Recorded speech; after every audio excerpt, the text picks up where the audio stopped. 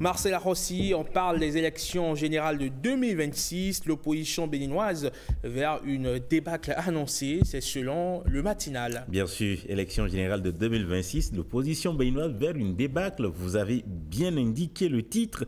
Le matinal dresse donc un constat sans concession sur l'état de l'opposition à l'approche des élections générales de 2026. Le quotidien analyse une dynamique politique défavorable, dénonce l'absence de stratégie claire et met en lumière les divisions internes qui minent les chances de l'opposition. Il observe d'ailleurs que le cadre de concertation de l'opposition, dominé surtout par les démocrates de Boni Yayi, s'enlise dans des contestations autour du code électoral. Au lieu de construire une alliance solide pour atteindre le seuil de 20% des suffrages requis, une posture que le matinal qualifie de diversion sans précédent, symptomatique de manque de vision politique selon le journal. L'article met en contraste cette inertie avec le bilan défendable quand même du régime de Patrice Talon, saluant les réalisations du régime en matière d'infrastructure, de digitalisation des services publics et de lutte contre la corruption. Le matinal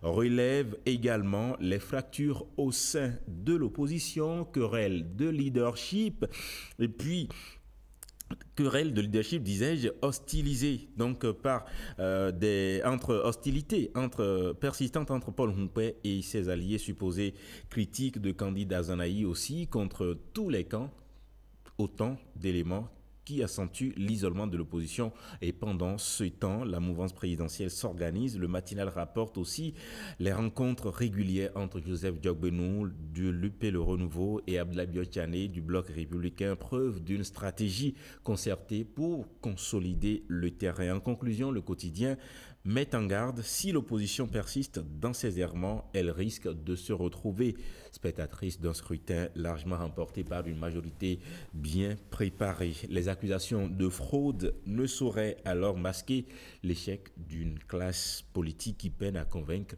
conclut-il.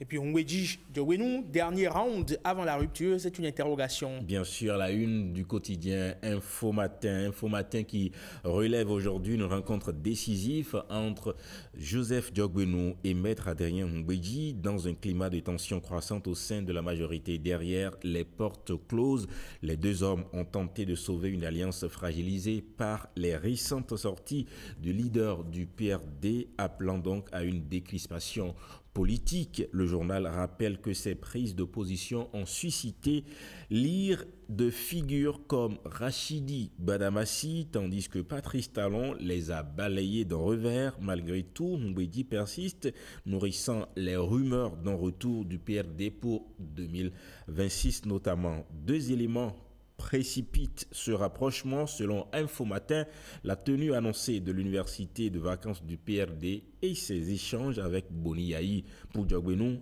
il s'agit de contenir la fracture, mais la main tendue suffira-t-elle?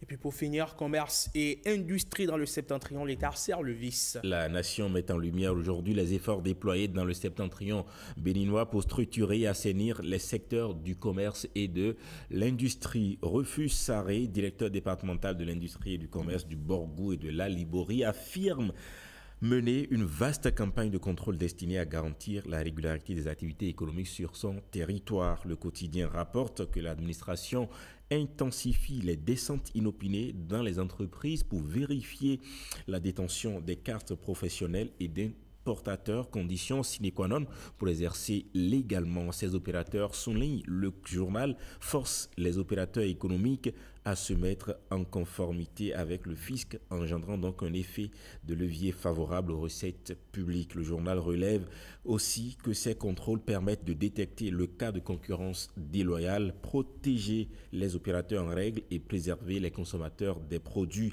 périmés ou interdits, notamment l'alcool en sachet. En cas d'infraction, la nation informe que les autorités n'hésitent pas à adresser procès verbal, convoquer les contrevenants et appliquer des amendes pouvant aller jusqu'à 1 million de francs CFA. La nation insiste par ailleurs sur la lutte engagée contre les boissons frelatées. Selon Rufus Sarré, les dispositifs de renseignement sont mis en place en collaboration avec les forces de l'ordre pour remonter aux producteurs clandestins. En cas de saisie, les stocks sont systématiquement retirés du marché. Enfin, le journal revient sur la campagne de commercialisation du cajou qui bat son plein depuis le 30 janvier dernier. Refuse Sarré explique que le suivi s'effectue selon un mécanisme rénové censé garantir la transparence et la traçabilité tout au long de la chaîne de valeur. Merci Marcel Rossi, on se retrouve demain. Avec le même plaisir.